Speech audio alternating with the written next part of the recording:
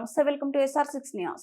వర్గీకరణ కమిటీ ఏర్పాటును అడ్డుకోలేని మాల ఉపకులాల కాంగ్రెస్ ప్రజాప్రతినిధులు తమ పదవులకు రాజీనామా చేయాలని ఎస్సీ/ఎస్టీ వర్గీకరణ వ్యతిరేక పోరాట సమితి జాతీయ చైర్మన్, సుప్రీంకోర్టు న్యాయవాది, దళిత బహుజన పార్టీ జాతీయ అధ్యక్షులు వడ్లమూరి కృష్ణ స్వరూప్ డిమాండ్ చేశారు.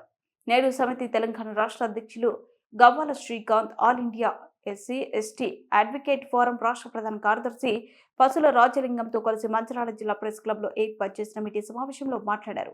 రాజ్యాంగం కల్పించిన ఉమ్మడి హక్కులను ధ్వంసం చేయడానికి రేవంత్ రెడ్డి ప్రభుత్వ వర్గీకరణ క్రిమినల్ కమిటీని ఏర్పాటు చేయడం అత్యంత దారుణమన్నారు. రాష్ట్రంలో మాల ఉపకులాల ప్రజలు వేసిన ఓట్లతోనే కాంగ్రెస్ అధికారంలోకి వచ్చిందని, కానీ ఈ కులాల ఆత్మగౌరవంను దెబ్బతీసి రేవంత్ రెడ్డి ద్రోహం చేశారని ఆరోపణ చేశారు. ఉప ముఖ్యమంత్రి భట్టి విక్రమార్క, అసెంబ్లీ స్పీకర్ ప్రసాద్, ఎమ్మెల్యేలు వివేక్ వెంకటస్వామి, వినోద్ తదితరులు ఎమ్మెల్యే మంత్రులు ఉన్నప్పటికీ వర్గీకరణ కమిటీని ఏర్పాటు కాకుండా అడ్డుకోలేకపోయారన్నారు. వర్గీకరణ కోసం సీఎం రేవంత్ రెడ్డి ఏర్పాటు చేసిన ఉత్తమ్ కుమార్ రెడ్డి చైర్మన్ గా ఉన్న మంత్రులు కమిటీని రద్దు చేయాలని డిమాండ్ చేస్తూ ఈ నెల 30న చలో హైదరాబాద్ సచివాలయం ముట్టడి కార్యక్రమంకు ఎస్సీ/ఎస్టీ జాతుల పెద్ద ఎత్తున తరలి రావాలని నాయకులు పిలుపునిచ్చారు.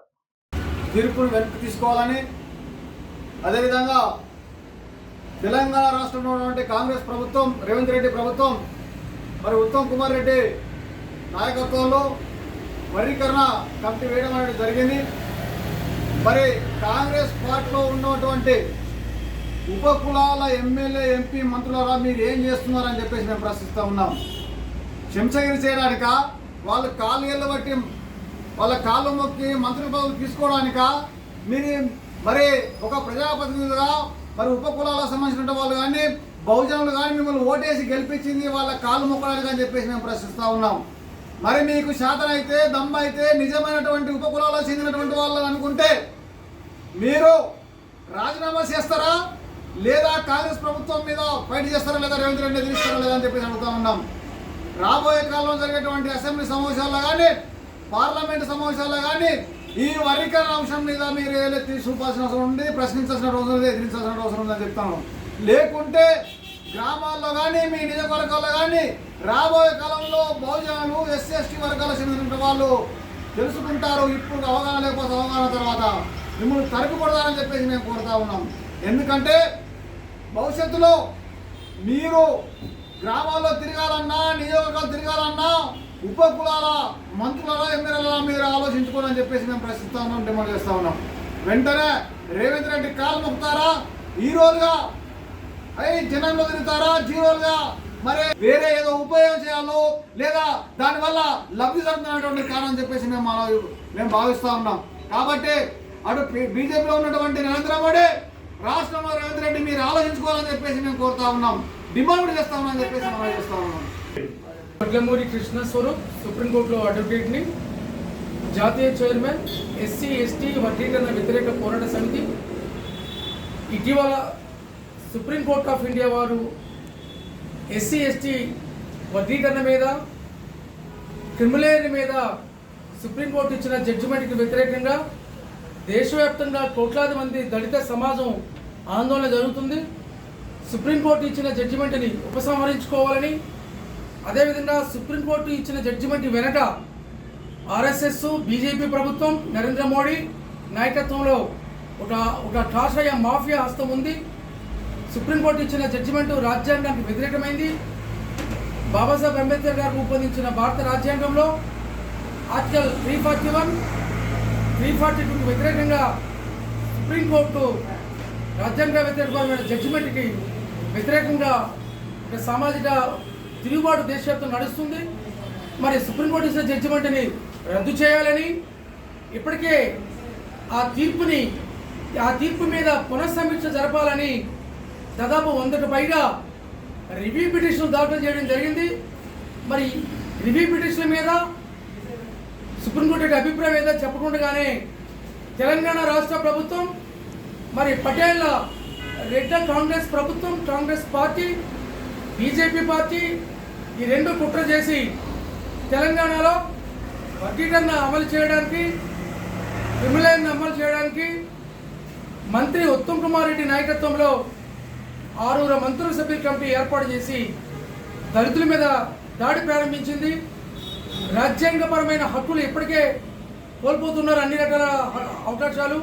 సంక్షేమ హక్కులు కాంగ్రెస్ పార్టీకి కాంగ్రెస్ ప్రభుత్వానికి రావడానికి ప్రధాన కారణం మాలలు, మాల ఉపకులాలు. వాళ్ళు మాలలో నేతగాళ్ళు, బేగరి, మరి దాసరి వంటి తెలంగాణలో ఎస్సీ జాబితాలో 58 ఎస్సీ కులాలు ఉన్నాయి. ఈ ఎస్సీ కులాల్లో 18 ఎస్సీ ఉపకులాలు కాంగ్రెస్ పార్టీకి ఓట్లేసాయి. ఈరోజు రేవంత్ రెడ్డి ముఖ్యమంత్రి కావడానికి, కాంగ్రెస్ పార్టీ అధికారంలో రావడానికి మాలలు, మాల ఉపకులాల యొక్క ప్రోత్సాహము, వాళ్ళ యొక్క ఓటు ఉంది. వాళ్ళు ఎంతో త్యాగం చేసి పార్టీ ఓట్లేస్తే మరి మా ఓటుతో గద్దెనెక్కిన రేవంత్ రెడ్డి రెడ్ల రాజ్యం, రెడ్ల ప్రభుత్వం దళితులకు వ్యతిరేకంగా, మాల ఉపకులాలకు వ్యతిరేకంగా మా హక్కుల్ని, మా ఆత్మగౌరవాన్ని కాలరాసే విధంగా ఈ వడ్డీల అమలు కోసం చేసిన కమిటీ వేశారు.